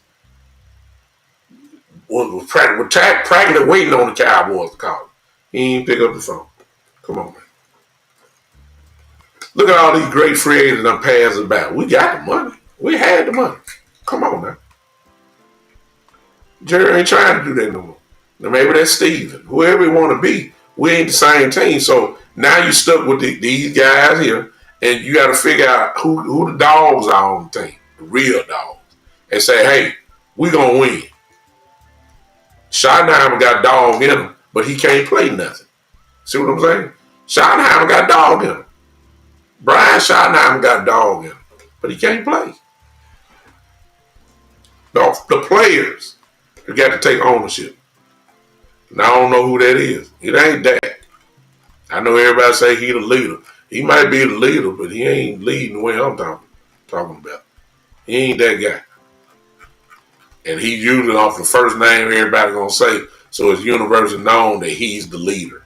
Okay, he can be the leader, but the kind of leadership I'm talking about is leadership like I was saying about Michael Irvin. See, if you don't put it on the field, the players are gonna look at you like you just talking. So you gotta have it both ways. You gotta be able to talk it in the locker room and then go on the field and put it on there. And the players look at Dak like, some of them saying, man, we had another quarterback, we might win. Some of them saying that, they ain't gonna say it out loud. And the camera, they're gonna say, hey, man, we're gonna roll with Dak. We're gonna roll with that's our quarterback. Soon as he, like, come on, Dak. You don't put it on there, then everybody like him. So, D-Law talked a lot of trash, but other than that great year, he ain't, I think D-Law was a great defensive end, but, D-Law wasn't really one putting the stats up. He was a Pro Bowl player. I mean, I sound like I'm contradicting myself, but he wasn't. He about the closest thing you can see to it. He was a dog in the press. And in some spots, he was a dog in games. He was a warrior, but he wasn't the guy to say, okay, we following that guy.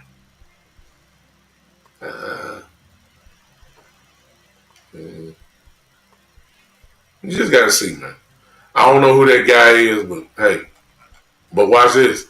Somebody got to do something because September the 4th will be here before you know it. We less than a month away for game 1 against Philly. And when game 1 get here, ain't no more running or hiding. What you are will be what you are. And and I already see right there. See, JB Baby B-Boy said Justin Rogers was cooked. See what I'm saying?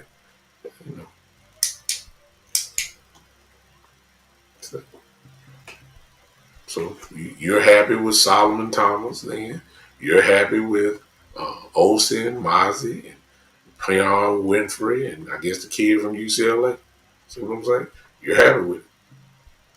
Rogers may not show him nothing. I don't know. I'm just saying. If those are my defensive tackles, that ain't going to get it. I say that. That's all I'm going to say.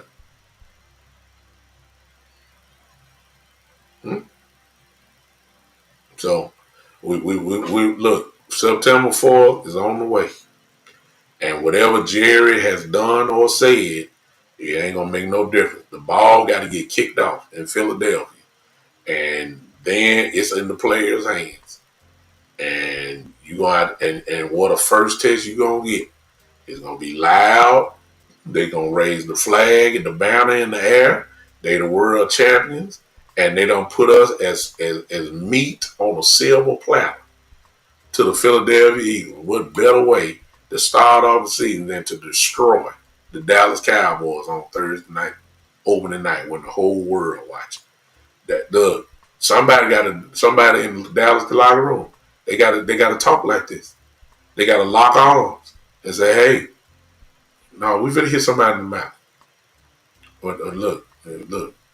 If we lose, it's going to be a bloody loss.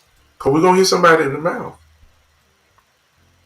Somebody got to say it. All this corporate nice stuff, Look, it can't come from Schottenheimer. Schottenheimer gonna get him. I'm quite sure he practicing now. The pregame speech. Nobody look. Schottenheimer can't kick the ball off. Somebody on the inside got to lock arms and say, "Hey man, we finna knock these guys in their mouth. We finna ruin they Super Bowl day. We finna put something on them, and we're gonna make sure that they understand that when they come to Dallas, it's gonna be the same tale. We finna send a message to the Giants because they weak too.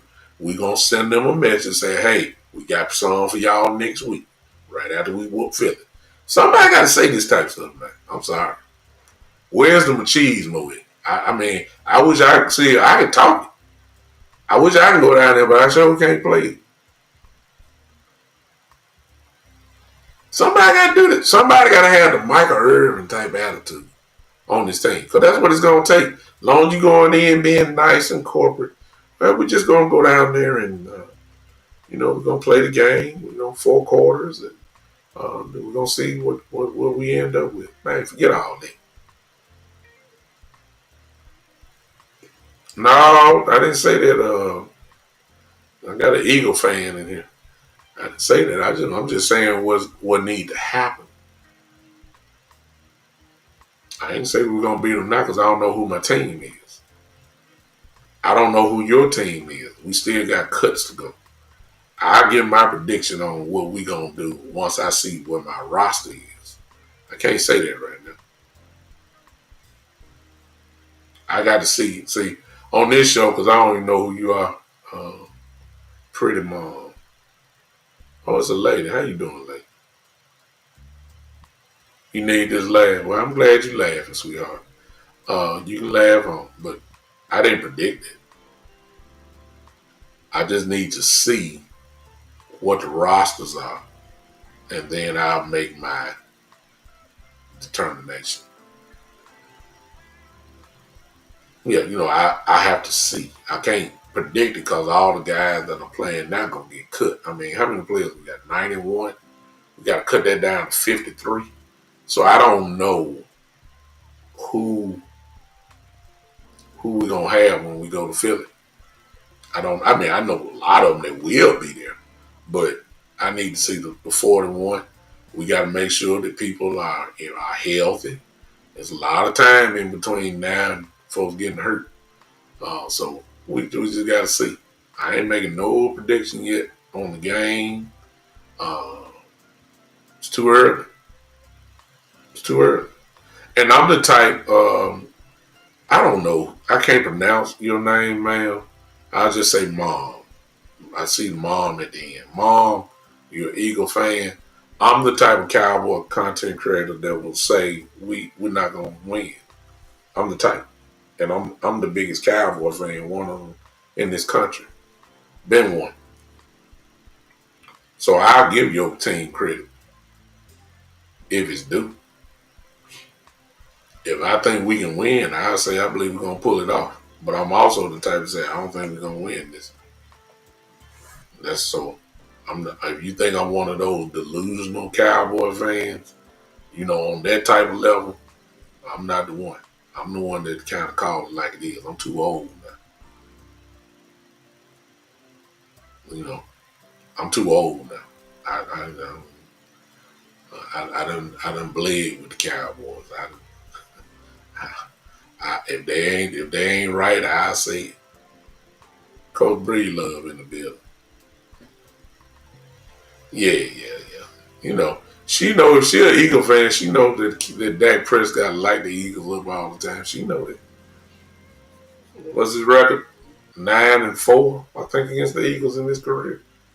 Am I right about that? 9-4, 9-3, something like that. So she knows. She's an Eagle fan. She know Dak Prescott like to light them up. You ain't gotta say nothing. We'll see. She knows. Trust me, she knows. We'll wait. It ain't Cooper Rush coming this year. Yeah, so is Dak coming back? Is he now? He's 9-4 against the Eagles. Okay. 9-4, pretty good.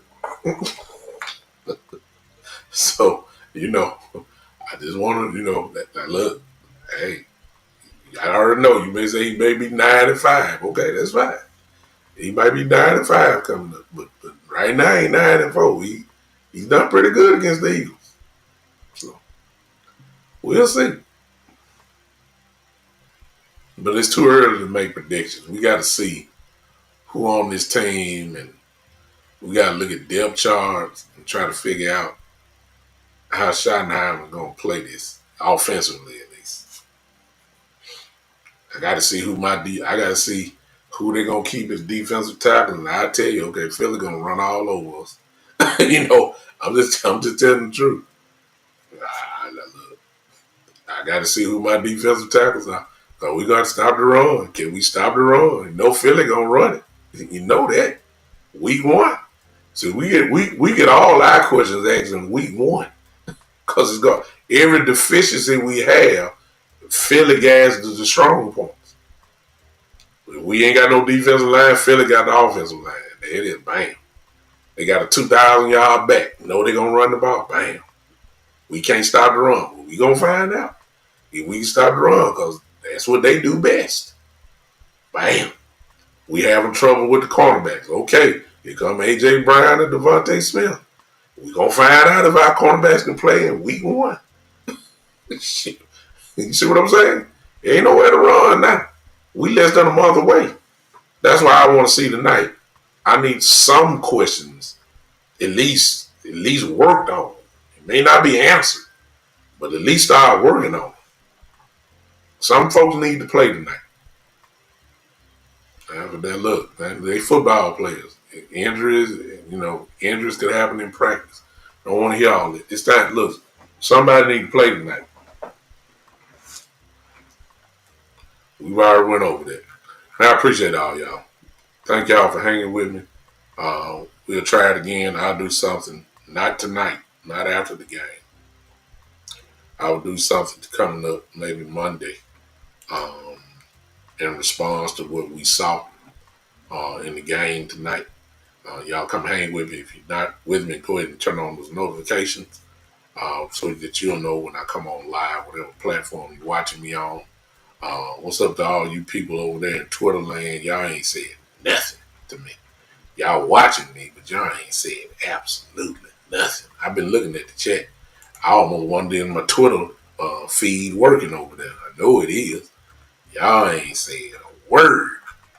Y'all just watching. Ain't no hey big time. It ain't no what's up. It ain't no can you see them glasses you got on? I mean, ain't no checks. It ain't nothing. Let me see if it's working too. Just to make sure. See y'all act funny over there. I be having a whole bunch of folks watch me over in Twitter. Y'all don't say absolutely nothing to me. Let me see if I can say something.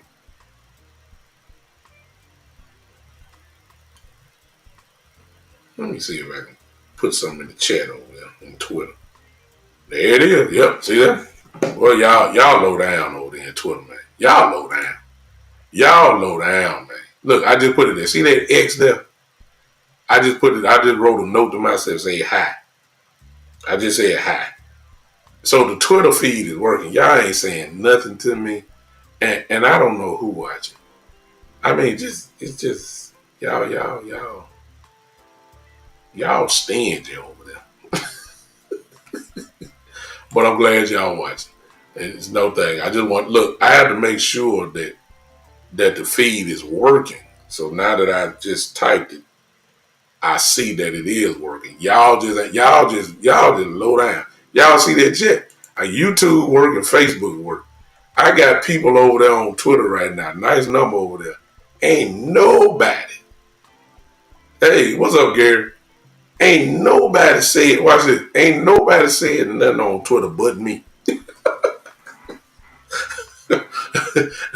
that comment right there. Twitter, they just sitting there looking at me. Some of them may be shaking their head like, man, this boy don't know what he talking about. And then some of them be saying, you right, big time. You right. You on point. I can rock with you. And they ain't said a word. What's up, Gary Jenkins? How you doing, sir?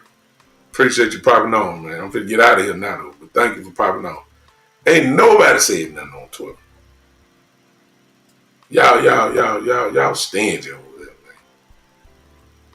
Who over there didn't know me? I mean, I know most of y'all know me at least through this. And if you live in Memphis and you watching me and you ain't saying nothing to me by now, something wrong. But look, whatever it is, I'm sorry. I apologize, Twitter, X, Twitter. But I do know this. Now I will say this. This season, at the beginning of OTAs, I do know that I had at least one player. I'll let y'all in on it. And because I had a conversation with him. Tyler Booker did watch me. I will say that. I had a conversation with him, an inbox conversation with him. Tyler Booker did watch me there. And of course, those type of guys ain't gonna, say nothing. I get that. So I don't know, maybe a player watching, I don't know. Appreciate y'all, and I doubt it because y'all should be on the airplane right now, actually. Y'all should be in Dallas. Am I right about that? Well, y'all ain't watching me. Hell, y'all getting ready. Yeah, y'all in Dallas. Y'all getting ready for the game tonight. Y'all stretching and stuff. So good. Don't watch me. Y'all get ready to put the hat on somebody. Do something. All right, Gary. Appreciate you. You from Dallas. I know you getting ready for the game tonight. We'll see what happened, y'all. All right, I'm out. Appreciate y'all. I'll see y'all probably Monday.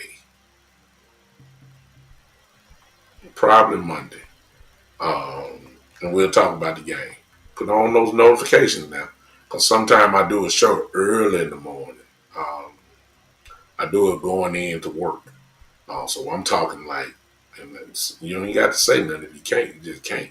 But I've had almost 70 people at 6:30 in the morning. Unbelievable.